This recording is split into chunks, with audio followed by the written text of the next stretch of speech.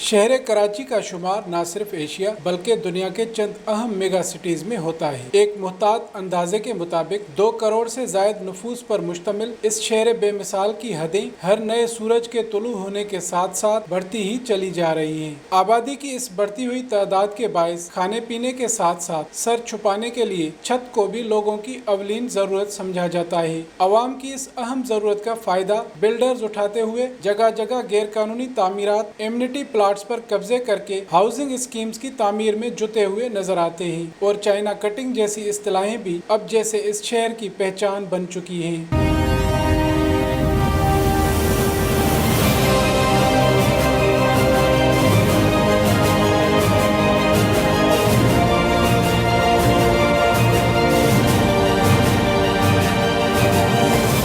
यही वजह है कि अब शहर कराची को बिल्डर माफिया की जन्नत भी कहा जाता है, क्योंकि मेट्रोपॉलिटन में अनगिनत गैर कानूनी तामीरात को रोकने के लिए ना कोई कानून हरकत में आता दिखाई देता है और ना ही सैकड़ों बल्कि हजारों की तादाद में तामीर करदा गैर कानूनी इमारतों को कानून के दायरे में लाने के लिए मुतल्लिका इदारों की कोशिशें कहीं नजर आती हैं। करप्ट तरीन हुक्काम की इसी नाअहली की वजह से शहर में बिल्डर माफिया से ना कोई पार्क महफूज है, ना रफाही प्लाट, ना कोई दरसगाह, ना खेलों के मैदान और न दीगर सरकारी प्लाट्स। कराची में पैदा करदा इस तमाम तर सूरत हाल का जिम्मेदार सिर्फ बिल्डर माफिया को नहीं ठहराया जा सकता, पर तमाम मुतल्लिका सरकारी इदारे भी इस काले धंधे में मुलवस रहे हैं, जिसके बायस शहर कराची अब शहर से ज्यादा कंक्रीट के जंगल में तब्दील हो चुका है।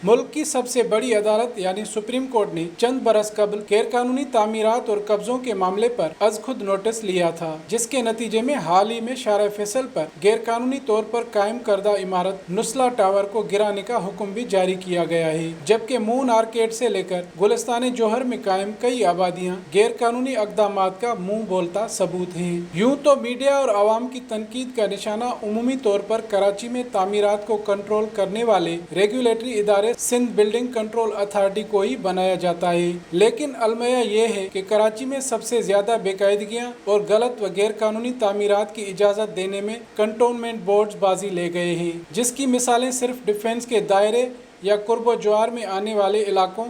Gizri, PNT colony, Punjab colony, Chandio village, Akhtar colony, Kashmir colony और कयूम आबाद में अनगिनत बेहंगम और बड़ी बड़ी इमारतों की तामीर है। कंटोनमेंट के साथ साथ DHA अथॉरिटी भी इस दौड़ में किसी से पीछे नहीं। डिफेंस फेज 8 के खयाबान शाहीन पर वाक़े कब्रिस्तान, स्कूल, पार्क और सीवरेज प्लांट की जगह DHA के अपने कवानीन के बरखिलाफ मारूफ ताजर अकील करीम डेडी को इनके कमर्शियल हाउसिंग स्कीमों क्रिक टेरेस, क्रिक व्यू और क्रिक सिटी के लिए दी गई है। मज़कूरा मंसूबों को तकनीकी बुनियादों पर भी आला अदालत में चैलेंज किया जा चुका है, जबकि कब्रिस्तान समेत दीगर अवामी सहूलियात की जगहों को कमर्शियल मकासद के लिए देने के खिलाफ भी एक शहरी ने सिंध हाई कोर्ट का दरवाजा खटखटाया है। हाल ही में मारूफ कानूनदान सुहेल मेमन की आईनी दरख्वास्त पर Sindh high court Sukkur bench ने सूबे के तमाम इजला के डिप्टी कमिश्नर्स को सिंध भर के कब्रिस्तानों से नाजायज कब्जे खत्म करके तदफीन के लिए मुख्तस जमीन को इसके असल मकसद के इस्तेमाल करने के अहकामात भी दिए हैं। मज़कूरा सूरत हाल पर नजर दौड़ाने के बाद सबसे अहम सवाल ये उठता है कि अगर डिफेंस हाउसिंग अथॉरिटी की जानिब से अवाम की बुनियादी जरूरियात के लिए फराहम करदा जमीन कवायद की खिलाफ वर्जी करके बिल्डर्स को अलाट की जा सकती है, तो बाकी शहर का हाल क्या होगा, इसका अंदाजा बआसानी लगाया जा सकता है।